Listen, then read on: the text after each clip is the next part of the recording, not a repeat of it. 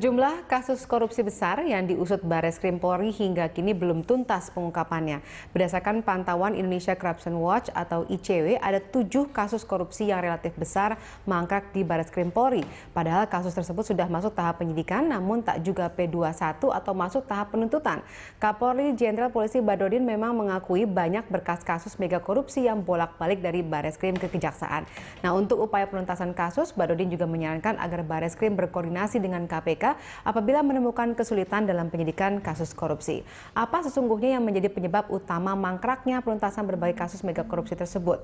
Untuk membahasnya telah hadir bersama kami di studio Brigjen Pol Agus Rianto, Kepala Biro Penerangan Masyarakat Divisi Humas Polri, dan peneliti Indonesia Corruption Watch atau ICW Emerson Yunto. Selamat malam Pak Agus. Selamat malam Mbak.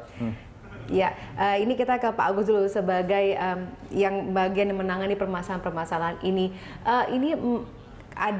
Sudah kita ketahui ke depan akan ada calon Kapolri yang baru. Nah, kemudian dipimpin oleh seorang yang Pak Tito Karnavian yang memang track recordnya nilai bagus. Nah, dengan adanya beberapa kasus yang besar sepertinya masih mangkrak, apa yang kita bisa harapkan sebagai gebrakan dari seorang Tito Karnavian? Ya, begini Mbak, ya sebetulnya tidak tergantung kepada Kapolrinya. Siapapun Kapolrinya, siapapun yang memimpin, itu semuanya diserahkan kepada penyidik. Karena penyidik itu independen, tidak bisa dipengaruhi oleh siapapun. Mereka sebetulnya dipengaruhi oleh masyarakat justru, dalam artian apa? Punya tanggung jawab dalam penyelesaian kasus itu kepada masyarakat, kepada pelapor tentunya. Dalam artian bahwa kita punya kewajiban untuk mengirimkan informasi melalui SP2HP. Nah, sekarang teman-teman penyidik sudah melakukan penyampaian informasi melalui sarana teknologi yang ada, mungkin HP ataupun email dan segala macam yang bisa dimanfaatkan untuk mempercepat proses penyampaian informasi itu. Tapi tentunya dalam penyelesaian setiap kasus itu kan berbeda-beda. Ada yang bisa cepat, ada yang perlu waktu. Apalagi terkait dengan kasus korupsi, tentunya banyak pihak, banyak hal yang menjadi pertimbangan, menjadi perhatian, menjadi faktor penyebab kasus ini bisa cepat ataukah lambat. Jadi mungkin begitu sebenarnya. Oke, saya ke Mas Emerson. Tadi kan dikatakan sama Pak Agus bahwa sebenarnya tidak tergantung Kapolrinya siapa, tapi yang penting adalah penyidik bekerja secara independen. Tapi kita ketahui bahwa kasus itu sebenarnya diusut sudah cukup lama, sejak Kabareskrimnya Budi Waseso. Tapi sampai dengan sekarang kita belum melihat ada signifikan kemajuannya. Misalnya pada saat Anang Kabareskrim diganti dengan Pak Anang, kemudian sekarang baru diganti lagi. Ini apakah menunjukkan memang seharusnya lebih perlu digiatkan itu kinerjanya dari Bareskrim? Iya, saya pikir ini, saya sepakat dengan Mas Agus, semua tergantung penyidik ya, tapi penting juga ini jadi atensi dari Kapolri. Jadi Kapolri kalau menganggap bahwa pemberantasan korupsi juga bagian penting dari kerja-kerja Polri, saya pikir juga nanti akan memberikan perhatian yang cukup besar soal ini. Artinya apa? Dari catatan kita sebenarnya yang harus dilakukan oleh Kapolri juga memerintahkan jajaran di bawahnya, Bareskrim plus Direktorat 3 Tipikor, untuk mengevaluasi lagi kembali kasus-kasus yang macet itu perkembangannya seperti apa.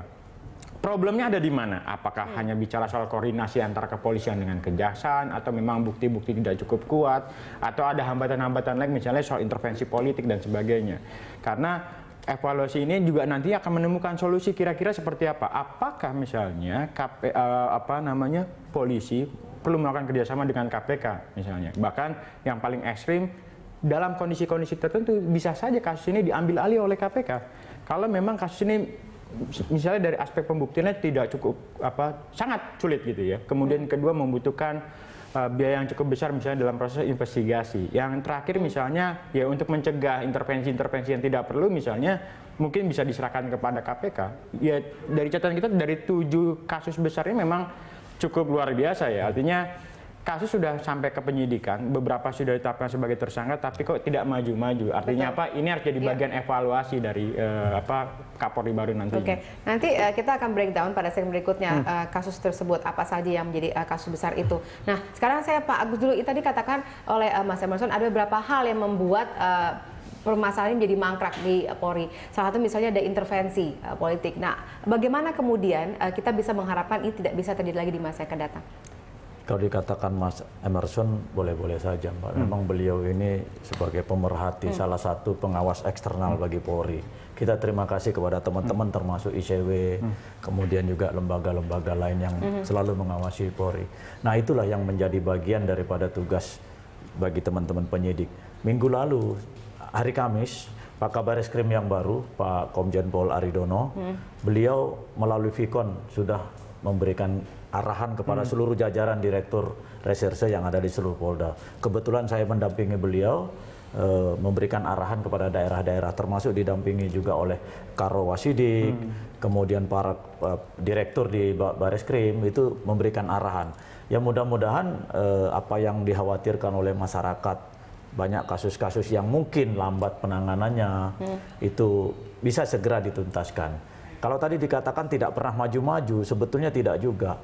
Ada beberapa kali maju tapi kembali. Nah ini kan ada beberapa bolak-balik perkara, ini kan perlu waktu juga, Mbak. Apalagi petunjuknya mungkin ya dikatakan oleh beliau, yang mungkin sulit untuk bisa secepat itu kita tindak lanjuti atau kita penuhi. Nah sehingga memang ini perlu waktu. Tapi itu merupakan penilaian tersendiri bagi para penyidik tentunya. Karena apa? Kita kan bekerja 1 tahun ya, setiap kinerja itu 1 tahun.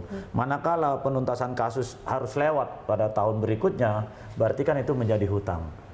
Nah, hutang ini kan harus dibayar. Dalam artian bahwa harus dituntaskan. Sehingga kalau tidak menjadi hutang terus pada setiap tahun ini juga menjadi penilaian bagi para penyidik terkait dengan penuntasan kasus yang mereka tangani. Iya, termasuk 7 kasus itu ya. Nanti kita akan breakdown 7 kasusnya apa aja karena ICW sudah pernah menyebutkannya kepada media, dan pemirsa tetap bersama kami akan kembali saja berikut ini.